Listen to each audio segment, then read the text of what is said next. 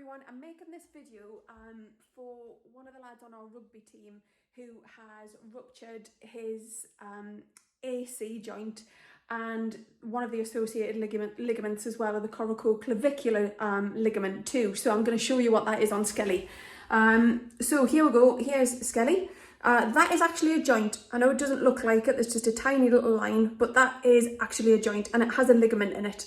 And there's also a ligament that kind of comes down here as well. So you've got the acromioclavicular ligament, and then you've got the corticoclavicular ligament as well. So when we look at the process itself, it is part of the scapula, which is the shoulder blade, that comes and attaches onto the clavicle, which is the collarbone at the front of the shoulder.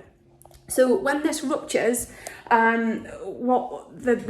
what can happen is that it feels really sore.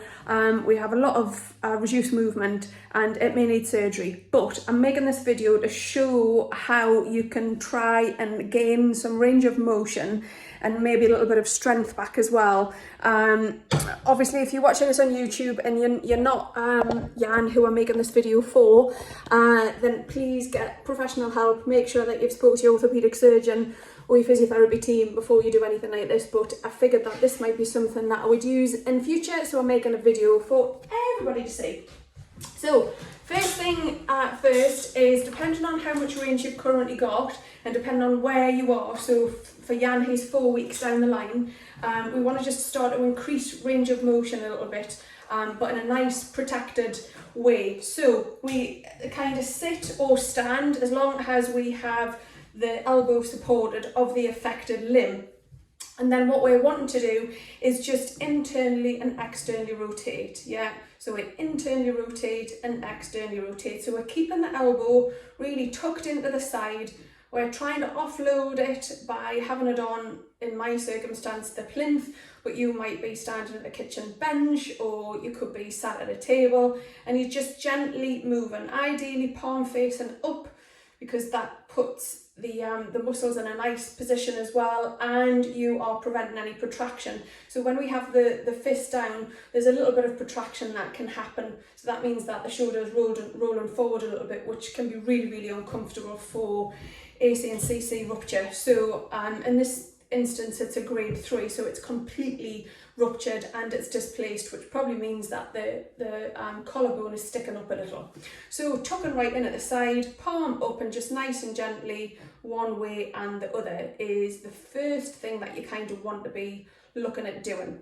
Second thing is, again, still on here as well, you can do this against the wall once you feel a little bit more secure, but affected limb, slightly supported, and then all we're doing is just doing this opposite motion, reciprocal inhibition. So we're basically doing the same motion on each side, and we are using one to come up and one to come down. So that's really nice. Now when we do that as well, we need to make sure that our scapulas, so the shoulder blades at the back, are just nipped in a little bit, nice and tall in the spine. So you're really thinking about your posture here as well.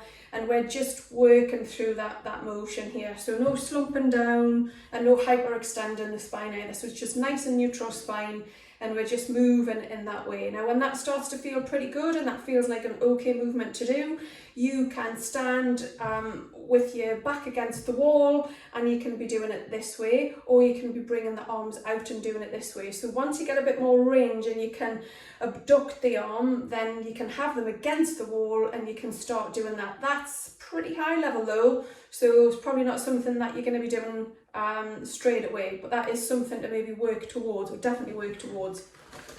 The other thing to be doing as well is, I'm going to lie down for this one, is about setting the scapula, so the shoulder blade. So remember when we've gone through the anatomy of it, it is actually part of the shoulder blade that is part of that joint, the acromioclavicular joint. So the acromion process is part of the shoulder blade, so it's really important that we try and stabilise the shoulder blade as much as possible and try to get that feeling more secure. So you want to lie down to start with, and then I usually have palms facing up, yeah. Now we want neutral spine, so you still want that little kind of a little curvature in the bottom of the spine. You want feet flat on the floor or on the bed, about hip width apart, nice and secure.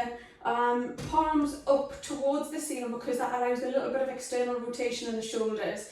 We're making sure that the shoulders are away from the ears, yeah, so we're not having them creeping up like this, or away from the ear, and all we're doing is squeezing the shoulder blades together whilst trying to keep a little bit of core connection. So we don't want this happening, yeah, so we want the spine to be neutral, but we're just squeezing the shoulder blades together, maybe for a count of 3 or 4, and then relaxing, and then squeezing the shoulder blades together again, maybe now for a count of 4 or 5, and then relaxing, and maybe trying to build that squeeze up to round about a count of 10. So that's a really nice one to do as well.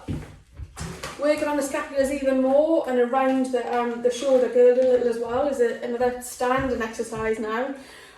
So band, doesn't really matter what tensile strength this band is. In fact, it doesn't even need to be a band actually. It could just be a belt or a piece of rope or whatever, but if there's a little bit of give in it, that's quite good. And we're going to fling it behind us if we can. And then again, it's all about posture with this exercise, yeah? So standing up nice and tall and straight. So you've got the natural curvature of the spine, so you've got a little curve in the lower spine, and then we're just nice and tall. We've got the crown of the head reaching up. We've grasped a hold of the TheraBand or whatever it is that we've got, and all we're doing is externally rotating. So if I show you that close up, so I'm taking the arm out a little, yeah, so I'm rotating it out. So I'm rotating the arm out, and I just want to pull against the band the tiniest amount. So I'm just abducting, a little bit like that, if that feels good to do. If it doesn't feel good to do, we just do the rotation. We hold it there, we squeeze the shoulder blades together, but we don't hyperextend in the spine, and then we relax. And then we squeeze and externally rotate, and then we relax. And if that feels okay to do, then we squeeze and externally rotate, and we abduct a little. So we take those arms away from the body a little bit. So that can feel really quite nice to do as well. Depending on how much range you've actually got within the shoulder, so if it's feeling quite stuck, we can assist that a little as well by using, I'm going to use a golf club, 1 second. So these exercises are really to try and prevent frozen shoulder, which is quite common and is nearly always secondary to another pathology, and in this case obviously it would be the rupture of the acromion process. So we need to prevent frozen shoulder, and the clue is in the name. It's actually called adhesive capsulitis, so it becomes stuck. So we need to make sure that there's enough range in that shoulder for it not to be stuck. Sometimes though it's quite difficult to do that, yeah, because that takes quite a bit of effort and a lot of muscular effort as well. And often we just need the arm to be able to do it. So if we take something like a golf club or a broom handle or a bar, but if you're using a bar from the gym, definitely not Olympic, you just want something really, really light. And then ultimately what we're doing with this is again thinking about the posture, yeah, all comes from the posture. So really giving the back some nice support with the core muscles switched on, pelvic floor switched on, nice neutral spine, shoulder blades are gently squeezing back, and then all we're doing is we're taking the weight really with the good arm. So in this instance I'm pretending that this is my not so good arm, and all I'm doing is pushing out, yeah. So this is quite passive, this arm, it's just grabbing, it's not really doing anything. So I'm not pulling with this arm, I am pushing with the good arm to try and get lots of lovely range. And you can go as far as is comfortable. So these exercises might feel a bit uncomfortable, so they shouldn't feel painful. If they do feel painful, then you need to come back. And if they still feel painful, even when you're just doing tinsy bits, get in touch and I'll give you something else to do. So we've got abduction, and then we've got flexion as well. So again, all of the weight is happening with the good arm, and we're just lifting up. So this hand is just there, yeah, it's not doing anything, it's not really grabbing, it's just there, and I'm allowing full range or as much range as possible with the other hand assisting it, yeah. And then we can also do extension as well. So again, standing up nice and tall, you've got the bar behind your back at this point, and then all we're doing is just allowing a little bit of movement out the way. So that might feel really quite sore and might not be a nice exercise to do, so be really careful with that one. And again, if you can, kind of squeeze the shoulder blades back a little bit, so you're setting your shoulder blades back before you do that. That just makes sure that everything's in the right place and you're working the right muscles.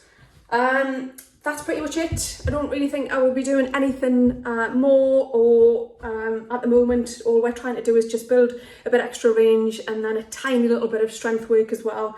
But ultimately we don't do an awful lot of strength work until we've got more range, because otherwise we're just strengthening within that range, if that makes any sense. So these exercises are more about trying to get more range out of your shoulder. So I hope that helps. Any questions at all, I'm always here. Take care.